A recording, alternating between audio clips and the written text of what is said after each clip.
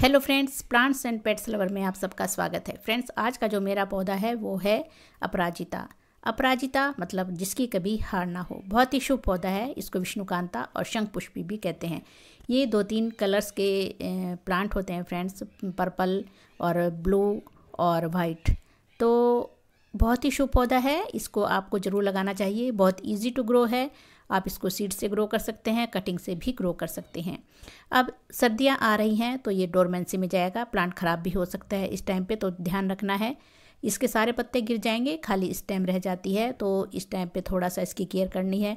अभी नवंबर में आप इसकी केयर कीजिए। अभी आपको फ्लावरिंग देता रहेगा। अभी मेरे प्लांट पे बहुत अच्छे से फ्लावरिंग भी हो रही है और हरी भरी पत्तियां भी हैं। लेकिन दिसंबर और जनवरी में इसकी सारी पत्तियां गिर जाएंगी और ये फूल देना भी बंद कर देगा। लेकिन अभी भी आप केयर करके इससे फ्लावरिंग ले सकते हैं। क्या करना है, थोड़ी बातों का ध्यान रखना है। पहला तो इसको फ्रेंड्स सनलाइट बहुत अच्छी मात्रा में चाहिए। जितनी ज़्यादा इसको सनलाइट मिलेगी उतने ही ये फ्लावरिंग भी करेगा और ग्रोथ भी अच्छी होगी। तो पूरे दिन की धूप में आप इसको रख सकते हैं और इसको जितनी ज़्यादा आप धूप देंगे इतना ही अच्छा है। क्योंकि वैसे तो जो भी हमारे फ्लावरिंग प्लांट्स होते हैं, परमानेंट प्लांट है ये भी, और ये बेलनुमा प्लांट है, क्रीपर है, तो इसको आप धागे या रस्सी के सहारे या फिर लकड़ी के सहारे आप इसको ऊपर की तरफ चढ़ाएंगे तो बहुत ही शुभ होता है। क्योंकि इसको धन की बेल भी कहते हैं। जैसे जैसे ये प्लांट बढ़ता है ऐसे ऐसे ही घर में धन संपदा सुख संपत्ति भी बढ़ती है। अब दूसरा टिप है फ्रेंड्स, जब भी इस पे फूल आए और फूल सूखने लगें तो उनको तुरंत हटाइए, नहीं तो ये सीड पॉड बनने लगते हैं।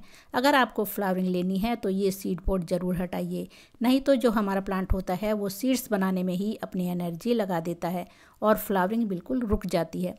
तो मेरे प्लांट पे भी काफ़ी सारे सीड पॉड बने हुए हैं। ये इस तरह बनते हैं फ्रेंड्स में ब्लैक।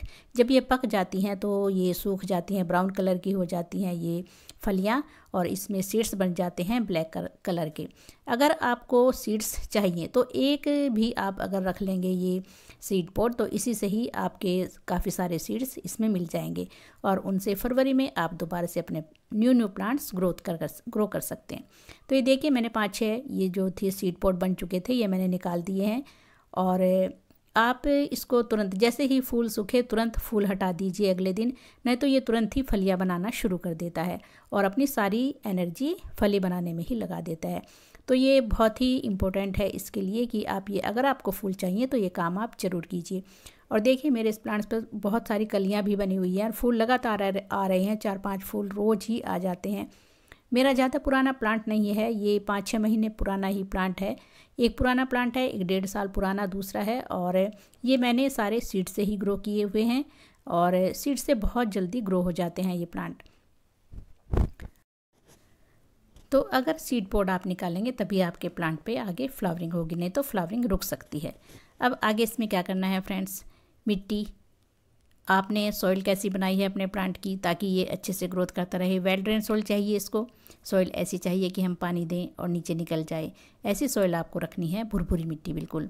अब इसकी धीरे धीरे से मैं गुड़ाई कर रही हूँ। आपको भी इसकी गुड़ाई ज़्यादा ऐसी नहीं करनी है कि डीपली गुड़ाई कर दें, क्योंकि इस टाइम पे एक तो हमारा जो प्लांट है वो स्ट्रेस में जाने वाला है, डोरमेंसी में जाने वाला है, तो ये वैसे ही अपनी ग्रोथ रोक देगा और रूट्स हम इसकी डैमेज कर देंगे तो प्लांट ख़राब भी हो सकता है।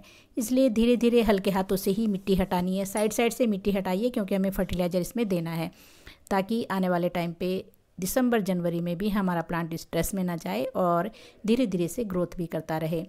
और देखिए, इसी में मैंने छोटा सा बेबी प्लांट है, ये सीड से ही ग्रो किया था और ये अभी इस पर कलियाँ भी बन रही हैं। तो छोटा सा ही बेबी प्लांट है, सीड से बहुत जल्दी ग्रो हो जाता है।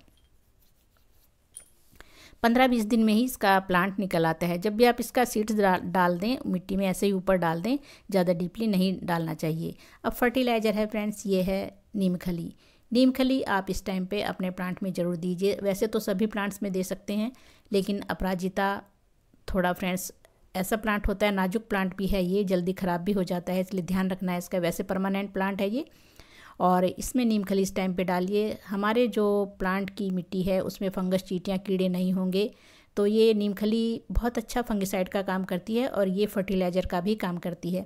इसमें NPK भी अच्छी मात्रा में है। अब जो फर्टिलाइज़र मैं दे रही हूँ ये है सरसों की खली। सरसों की खली इस टाइम पे देना बहुत ज़रूरी है।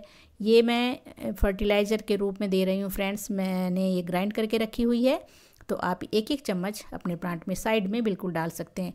ये धीरे धीरे 15-20 दिन में डिकम्पोस्ट होगी। आप लिक्विड देना चाहें तो लिक्विड भी दे सकते हैं, लेकिन ऐसे भी इस टाइम इसको एक एक चम्मच ग्राइंड करके डाल देंगे तो ये बहुत अच्छा काम करेगी। इसमें धीरे धीरे से करके हमारे प्लांट को जो इसमें न्यूट्रिशंस में बहुत अच्छी मात्रा में बहुत सारे न्यूट्रिशंस होते हैं फ्रेंड्स। NPK तो अच्छी मात्रा में है, नाइट्रोजन, फॉस्फोरस, पोटेशियम। तो इस टाइम पे हमारे प्लांट को नाइट्रोजन की भी ज़रूरत है, फॉस्फोरस की और पोटेशियम की भी। इसके अलावा इसमें और भी बहुत सारे अमीनो एसिड्स हैं जो कि हमारे प्लांट को बीमारियों से भी बचाते हैं ये। और सर्दियों में इसकी सरसों की खली की तासीर गर्म होती है, हमारे प्लांट को गर्माहट भी मिलेगी इससे। तो हमारा प्लांट धीरे धीरे से स्ट्रेस से बाहर आ जाएगा जनवरी के बाद। तो आप सरसों की खली ज़रूर दीजिए। अगर सरसों की खली आपके पास नहीं है तो फिर आप ये मस्टर्ड सीड्स जो कि आपके किचन में ज़रूर होंगे, इनको ग्राइंड करके आप एक एक चम्मच ये भी डाल सकते हैं। ये भी सरसों की खली के जितने ही पावरफुल हैं और इसकी तासीर भी गर्म ही होती है। तो सरसों की खली या सरसों के सीड्स दोनों में से एक चीज़ आप इस टाइम पे अपने प्लांट में ज़रूर डालिए। ये हमारे प्लांट को फंगस चींटियों से भी बचाते हैं, बीमारी से भी बचाते हैं। अब आपके पास अगर नीम कली भी नहीं है तो फिर आप फंगिसाइड भी यूज़ कर सकते हैं थोड़ा सा इस टाइम पे, क्योंकि रूट्स को हमें बचाना हमारा मेन काम है इस टाइम पे।